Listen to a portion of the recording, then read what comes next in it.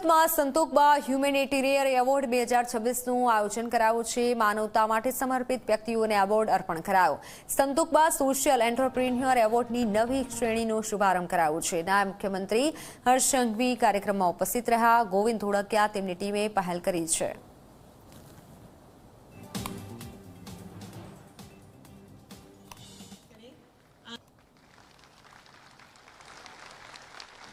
बहुत बहुत स्वागत का स्वागत करें। आप मंच पर पधारे।